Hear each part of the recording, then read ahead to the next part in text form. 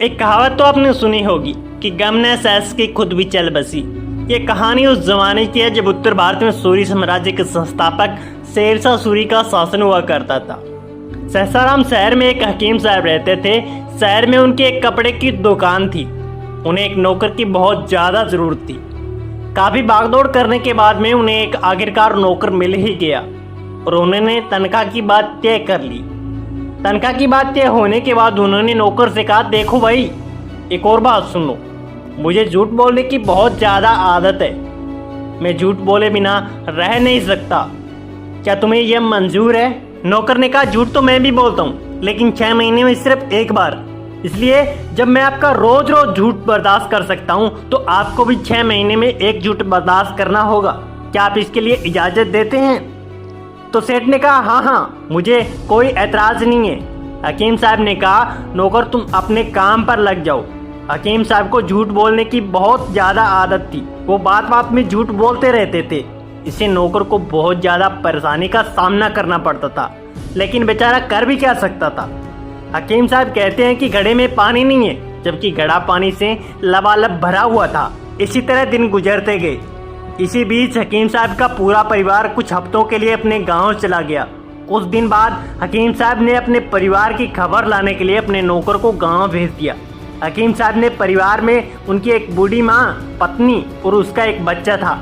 उसके अलावा उनके यहाँ पर एक घोड़ा और एक कुत्ता भी था, और उनको कुत्ता सबसे ज़्यादा प्यारा था। इसलिए जब 8 दिन के बाद उनका नौकर लौट कर आया तो सबसे पहले उन्होंने अपने कुत्ते के बारे में पूछा, मेरा कुत्ता तो ठीक है ना? तो नौकर ने जवाब दिया, बड़ा अच्छा कुत्ता था, लेकिन अफसोस कि बेचारा मर गया। लेकिन कैसे? हकीम साहब ने पूछा। बेचारे के गले में हड्डी फंस गई थी। बस नौकर ने जवाब दिया। हकीम साहब को बड़ा दुख हुआ, लेकिन किया भी क्या जा सकता है। थोड़ी देर बाद बोले, मेरा घोड़ा तो अच्छी तरह है ना? अच्छी तरह क्या हजूर, वो तो ईंटें ढोते ढोते मर गया। उसी की हड्डी तो आपके कुत्ते के गले में फंसकर आपका कुत्ता भी मर गया। ईंट किसने डुलाई थी मेरे घोड़े से? नौकर की बात को बीच बीच में काटते हुए, गुस्से में चीखते हुए हकीम साहब बोले, हजूर जरूरत ही ऐसी थी कि आखिरकार कब्र तो बनवानी थी ना। भला क्या आपकी माताजी की कब्र भी न बनती? नौकर ने कहा, तो क्या मेरी माताजी भी चली गई?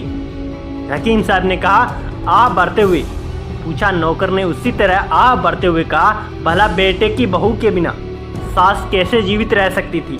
हकीम साहब की आंखें फटी की फटी रहेगी। तो क्या मेरी बेगम भी कहीं भाग गई? नौकर ने कहा, अरे साहब, भागे आपके दुश्मनों की पत्नियां, वो क्यों भागती है? वो बेचारी अपने बेटे की मौत का गम न सह सकी और खुद भी चल बसी। ये सुनकर तो जैसे हकीम साहब की आफत का पहाड़ टूट गया। पूछा, मेरे बेटे को आखिरकार क्या हुआ था? होना क्या था साहब? मालिक, बस समझ लीजिए कि मौत आ गई और वो अच्छा भला खेल रहा था, बैठे बैठे मर गया। हकीम साहब अपना सिर थाम कर बैठ गए। थोड़ी देर बाद उन्होंने सोचा कि जब परिवार में कोई नहीं रहा तो ये कारोबार और सामान अब किसके लिए रखा जाए। इसलिए उन्होंने थोड़ा सा पैसा और अपने पास रखा बाकी सारा सामान, अपनी दौलत जो भी थी वो पड़ोस में बांट दी और नौकर को साथ लेकर अपने गांव की ओर चल पड़े। जब वो अपने घर के पास पहुंचे तो उनका कुत्ता उन्हें देखकर दुम हिलाता हुआ उनके पास आ गया। उन्होंने कहा, अरे मेरा कुत्ता तो अभी ये रात जीवित है ना? नौकर ने उनकी बात का कोई जवाब नहीं दिया। तभी उन्होंने अपने घोड़े की हिनहिनाहट सुनाई दी। उन्होंने पाया कि उनका घोड़ा अस्तबल में बंधा था।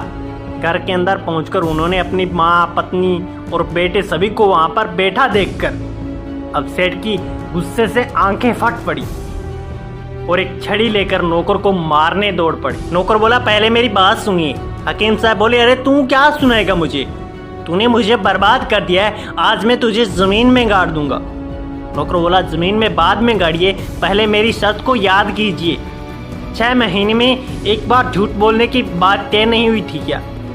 आप तो दिन में 20-20 झूठ बोलते हैं और मैं 6 महीने में एक झूठ भी न बोल सकूं, ये कहाँ का न्याय है? लेकिन कमबख्त, तेरे झूठ ने मुझे बर्बाद कर दिया। अब तू मेरी आंखों के सामने से चला जा। सेठ ने पैसे देकर नौकर को घर से रवाना कर दिया। नौकर अपनी तनख्वाह लेकर चल दिया। हकीम साहब ने उस दिन से कसम खा ली कि मैं आज के बाद में झूठ नहीं बोलूँगा। इसलिए कहते हैं कि झूठ बोले कौवा काटे। मेरे दोस्त, जिंदगी में कभी भी झूठ नहीं बोलना चाहिए।